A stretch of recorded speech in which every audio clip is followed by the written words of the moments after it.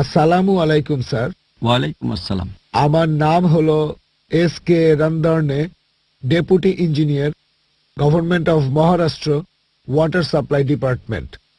আমি একজন অমুসলিম, নন মুসলিম। আমার প্রশ্নটা হলো যে আমাদের এই পৃথিবীতে কেন এত ধর্ম সৃষ্টি হয়েছে?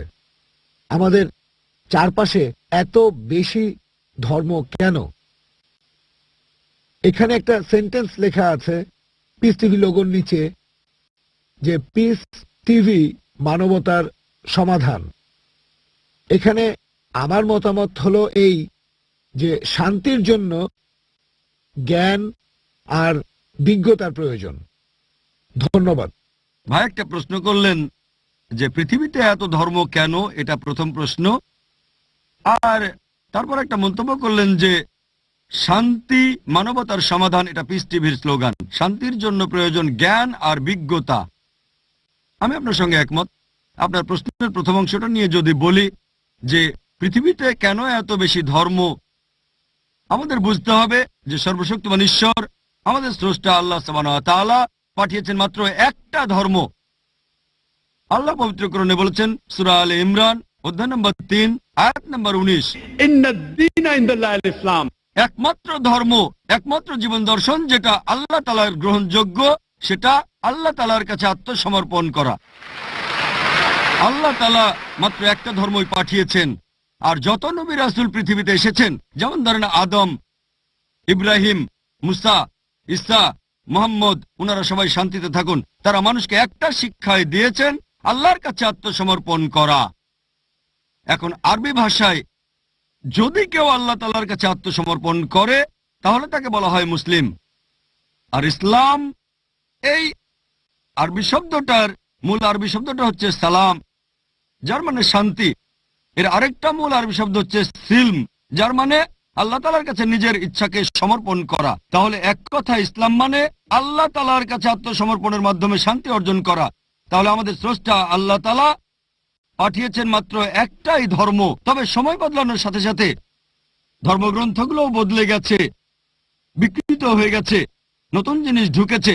আর এই ধর্মগ্রন্থ বদলানোর ব্যাপারে আল্লাহ পবিত্র কোরআনে বলেছেন সূরা বাকারা অধ্যায় নম্বর 2 আয়াত নম্বর 79, ফাওয়াইলুল লিল্লাযিনা ইয়াকতুবুনাল কিতাবা বিআইদিহিম সুম্মা ইয়াকুলুনা হাযা মিন ইনদিল্লাহ লিয়াশতারু বিহি সামানান কালিলা ফাওয়াইলুল লাহুম মিম্মা কাতাবাত আইদিহিম ফাওয়াইলুল লাহুম মিম্মা ইয়াকসিবুন। দুর্ভোগ তাদের যারা নিজ হাতে কিতাব রচনা করে আর বলে এটা আল্লাহর নিকট হতে। তারা এটা বলে তুচ্ছ মূল্য প্রাপ্তির জন্য। তাদের রচনার জন্য শাস্তি তাদের, যা উপার্জন করে সেজন্য শাস্তি তাদের। আল্লাহ তাআলা পাঠিয়েছেন অনেক আসমানি কিতাব, অনেক ইনস্ট্রাকশন ম্যানুয়াল।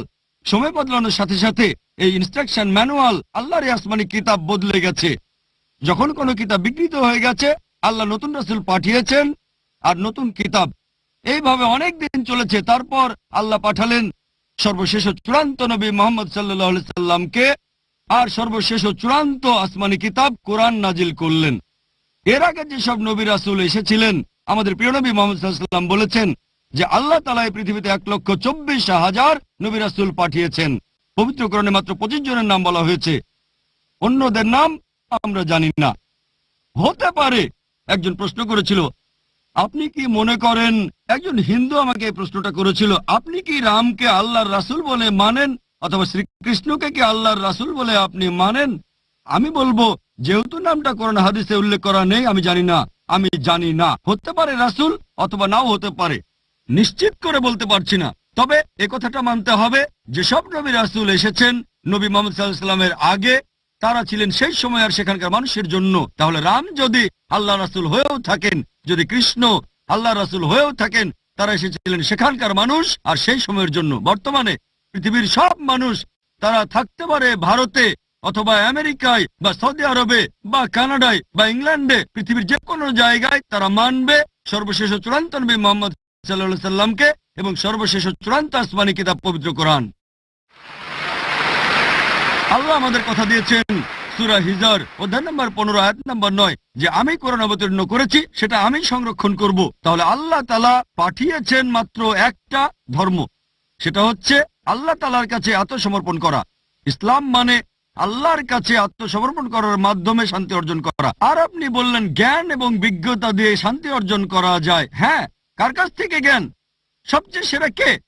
আল্লাহ তাআলা আমাদের স্রষ্টা। কে সবচেয়ে জ্ঞানী?